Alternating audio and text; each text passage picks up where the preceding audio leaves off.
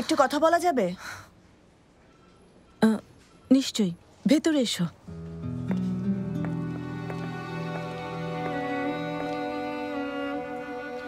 দেমিরের সাথে আপনি কথা বলার সময় দরজা খোলা রাখার কোনো দরকার নেই। আমি সাথে থাকলে আপনি যখন দেমিরের সাথে কথা বলেন তখন ওকে এড়িয়ে যাওয়ারও দরকার নেই। আজ সকালে দেমিরের সাথে আপনার মিটিংয়ে যাওয়ার কথা ছিল, তাই না? সেখানে আয়দাকে পাঠিয়েছেন। দেখো, আমার শুধু একটাই চাওয়া, তাহলে এখানে অপ্রীতিকর কিছু না ঘটুক। যাই করি না কেন, তুমি শুধু আমার মধ্যে দেমিরের এক্স গার্লফ্রেন্ডকে দেখতে পাও। তুমি বিশ্বাস করো, আমি এই কোম্পানি থেকে চলে যাওয়ার জন্য যথাসাধ্য চেষ্টা করছি, কিন্তু কোনো কাজই প্ল্যান অনুযায়ী হচ্ছে না। আমি শুধুমাত্র ভাববেন না প্লিজ। আপনি চিন্তিত হলে আমিও চিন্তিত হই। আপনি যখন কিছু প্রমাণ করার চেষ্টা করেন না, তখন মনে হয় আপনি অভিনয় করছেন। তার চেয়ে বরং আপনারা একে অপরকে এড়িয়ে না গিয়ে সমস্যাগুলো সমাধান করুন আর অতীতের সবকিছু ভুলে যান, যদি সেটা সম্ভব হয়। মানে যদি সত্যি এমনটা চান। সেলিন, স্বাস্থ্যকর অল টাইম হানিকম, সব সময় অল টাইম হেলদি লাইফ। ওসব অতীত। দেমির বা আমার কারো মনে এর সামান্যতম সুযোগও নেই। বোঝার চেষ্টা করো। আমি সত্যি চেষ্টা করছি।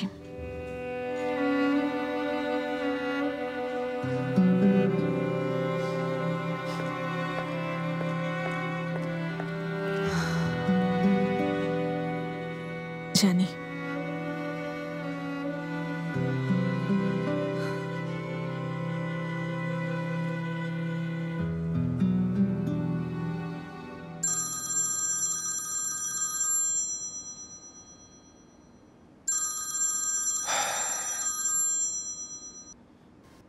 বলুন মিস ফিরোজা। দেমির, জানো তোমার জন্য অনেক খুশির একটা খবর আছে। শুনলে কি যে ভালো লাগবে তা চিন্তাও করতে পারবে না। তাই নাকি? আচ্ছা, তাহলে বলুন। আজকাল আমার ভালো খবরের খুব দরকার। মোহাররেম সাহেব আজ লেইলা আর ওনার বিয়ের প্রস্তাব নিয়ে আসছেন। আচ্ছা, ওনাদের জন্য শুভকামনা।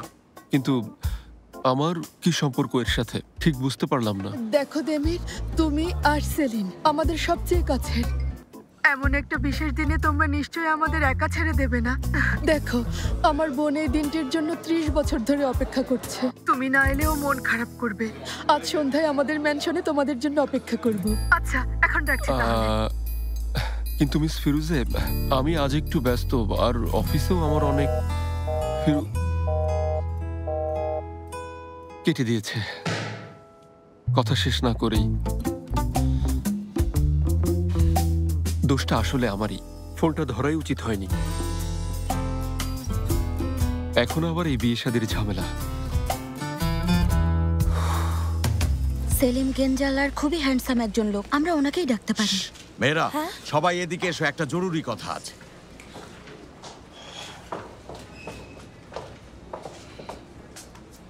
কি হয়েছে ওস্তাদ? বিয়ের প্রস্তাব নিয়ে যাব। লেইলা আন্টি, আপনি সত্যি বিয়ে করছেন? এটা তো খুবই খুশির খবর। সত্যি কি যে আনন্দ হচ্ছে। আপনাদের দুজনকে একসাথে অনেক ভালো লাগবে। আল্লাহ আপনাদের অনেক সুখী করুন। আপনাদের জন্য অনেক শুভকামনা। কি যে খুশি লাগছে, আমি এই বিয়ের সাক্ষী হব। আপনারা অনেক সুখী হন ওস্তাদ।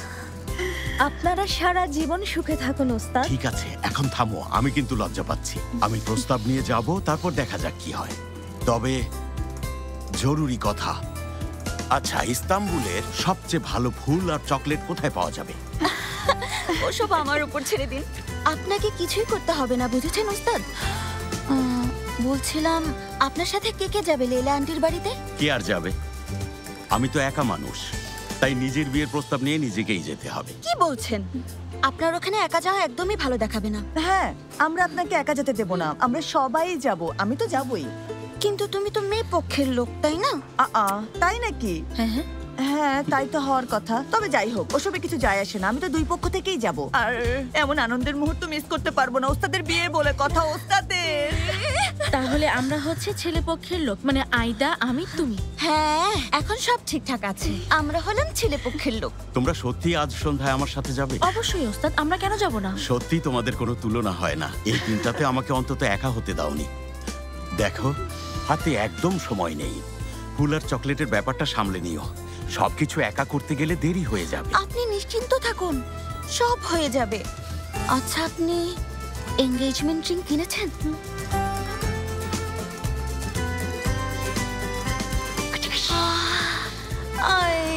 দেখি দেখি তো, কি সুন্দর হয়েছে।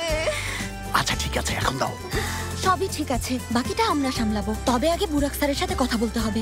দেখা যাক উনি আজ আমাদের জলদি বের হতে দেন কিনা।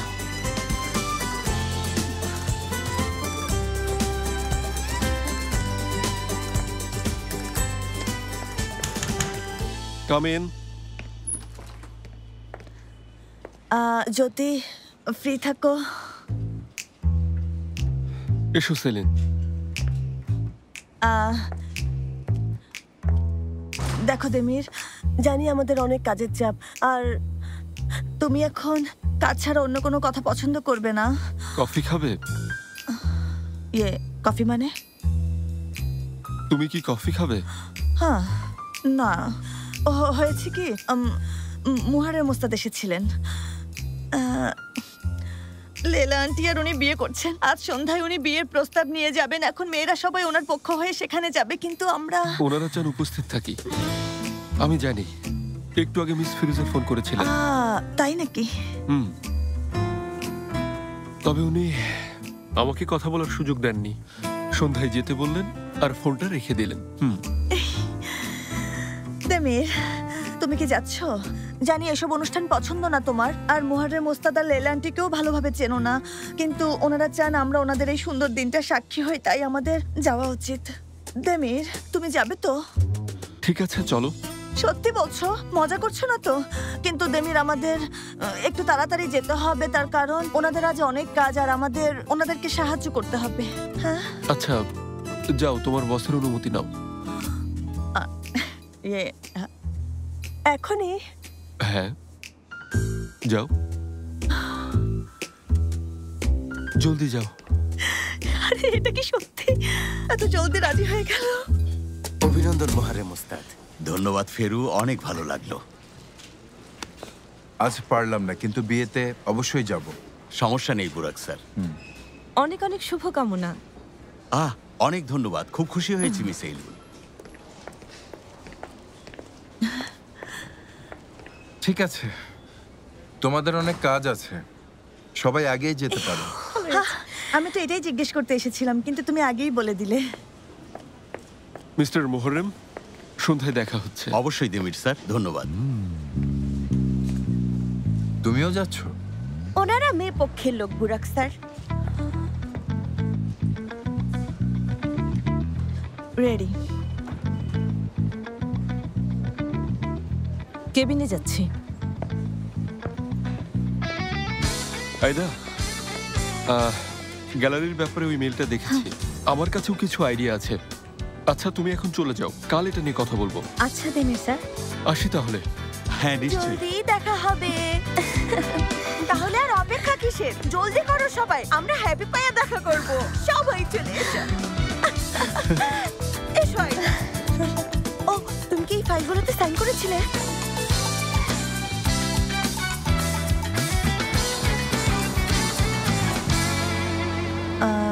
দেমির, কি করছো তুমি? লেলা আন্টিদের ওখানে যাবে না? হ্যাঁ, যাবো তো, এখনো অনেক সময় আছে। চলো বিচে বসে কফি খাই।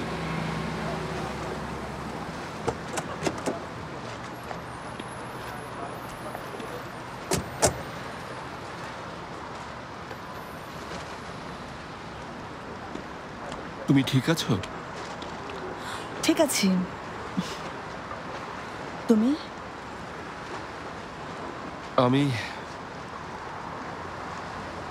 আমি তোমার অপেক্ষায় আছি। দেমির, তোমার চিন্তা কমার অপেক্ষায়। তোমার আর আমার মাঝে দূরত্ব তৈরির চেষ্টা করছো, বুঝতে পারছি। তোমার আশেপাশে যেন না থাকি, ঠিক আছে। আমাকে শুধু দূর থেকে দেখছো, তাতেও সমস্যা নেই, আমি সব মেনে নেব। কিন্তু তুমি যা ভাবছো তা। আমি কি ভাবছি বলো না। আজ যা হয়েছে আমি দেখেছি। দরজা বন্ধ করেছিলাম যাতে তুমি বিরক্ত না হও। বাইরে অনেক শব্দ হচ্ছিল। সেলিন প্লিজ, দেখো, আমরা জটিল একটা পরিস্থিতিতে আছি তা জানি, কিন্তু তুমি অযথাই নিজেকে কষ্ট দিচ্ছ। আমি শুধু ভাবছি এমন কি করব যাতে এসব বন্ধ করবে, কিন্তু কিছুই পাচ্ছি না। স্বাভাবিক হও। তুমি আমাকে এড়িয়ে চললে আমি কিভাবে স্বাভাবিক হব একটু বলবে? আমি তো চেষ্টা করছি। জানি। তাহলে কি আজ সন্ধ্যায় আমরা এভাবেই থাকবো মিস লেইলার ওখানে? না, আমি চাই না ওনারা জানুক। আজ লেলা আন্টির জন্য একটা বিশেষ দিন, চাই না দিনটা নষ্ট হোক।